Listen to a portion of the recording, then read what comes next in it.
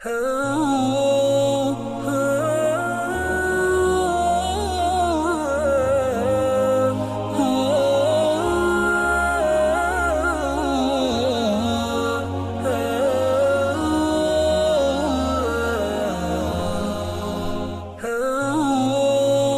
علیکم ورحمۃ اللہ وبرکاتہ. ناظرین و حضرات، میں ہوں آپ کے ساتھ آپ کا میزبان عبدالواجد اور آپ دیکھ رہے ہیں تسنیم ٹی وی. ناظرین، آج کی ہماری خاص پیشکش اسلام کیا کہتا ہے میں آپ کا استقبال کرتا ہوں. ارشاد ربانی ہے، کیا یہ لوگ دیکھتے نہیں ہیں کہ ہر سال ایک دو مرتبہ یہ آزمائش میں ڈالے جاتے ہیں. آئے دن دنیا کے مختلف حصوں میں آسمانی آفات کا وارد ہونا ایک عام سی بات ہے. پہلے پتہ نہیں چلتا تھا، مگر اب تو ویڈیوز کے ذریعے مشاہدہ کیا جا سکتا ہے. آگے فرمایا، مگر اس پر بھی نہ توبہ کرتے ہیں اور نہ کوئی سبق لیتے ہیں. یعنی لوگ انہیں اپنے لیے وارننگ سمجھ کر نہ اپنے اعمال کا جائزہ لیتے ہیں اور نہ توبہ اور استغفار کرتے ہیں، اسی لیے عبرت بھی نہیں پکڑتے. ایسے غافل لوگوں کی مثال اس اونٹ کی سی ہے جس کو پتہ ہی نہیں ہوتا کہ اس کا مالک اسے کیوں کھول دیتا ہے اور کیوں باندھ دیتا ہے.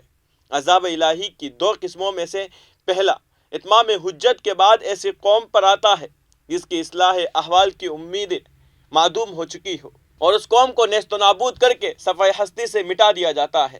لیکن دوسری قسم کا عذاب خبردار کرنے کے خاطر وارننگ کے طور پر آتا ہے. قرآن حکیم میں پہلی قسم کے عذابوں کی کئی مثالیں بیان کی گئی ہے. مثلا بنی اسرائیل سے کہا گیا کہ یاد کرو وہ وقت جب ہم نے سمندر پھاڑ کر تمہارے لیے راستہ بنایا، پھر اس میں سے تمہیں بخیریت گزار دیا، پھر وہی تمہاری آنکھوں کے سامنے فرعونیوں کو غرقاب کیا.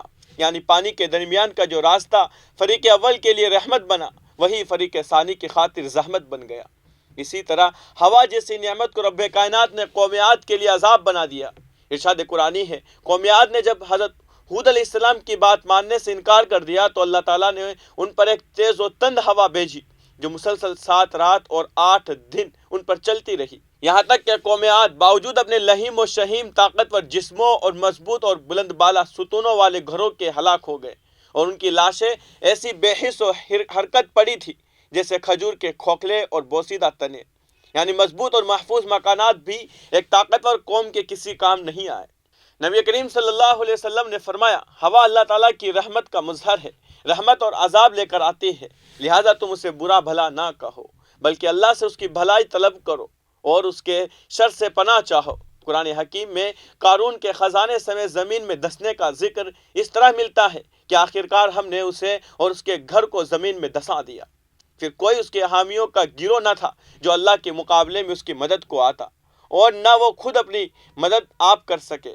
کفار مکہ کو اس نوع کے عذاب کی دھمکی یوں سنائی گئی تو کیا تم اس بات سے بالکل بے خوف ہو کہ خدا کبھی خشکی پر ہی تم کو زمین میں دسا دے؟ حتمی عذاب سے قبل چھوٹے عذاب کا مقصد خواب غفلت سے چوکنا کرنا ہوتا ہے. فرمان قرآنی ہے، اور ہم ان کو بڑے عذاب کے سوا قریب کا عذاب بھی چکھائیں گے تاکہ یہ رجوع کرے. اس کی غرض و غایت سنبھلنے کا موقع دینا ہے تاکہ انسان غلط راہ چھوڑ کر راہ راست پر آ جائے. قرآن کریم میں چھوٹے عذاب کا ذکر اس طرح ہے کہ ہم نے فرعون کے لوگوں کو کئی سال تک قحط اور پیداوار کی کمی میں مبتلا رکھا کہ شاید ان کو ہوش آئے. انہوں نے موسیٰ سے کہا کہ تو ہمیں محصور کرنے کے لیے خواہ کوئی نشانی لے آ، ہم تو تیری بات ماننے والے نہیں ہیں. آخرکار ہم نے ان پر طوفان بھیجا، ٹڈی دل چھوڑے، سرسریاں پھیلائی، مینڈک نکالے اور خون برسایا.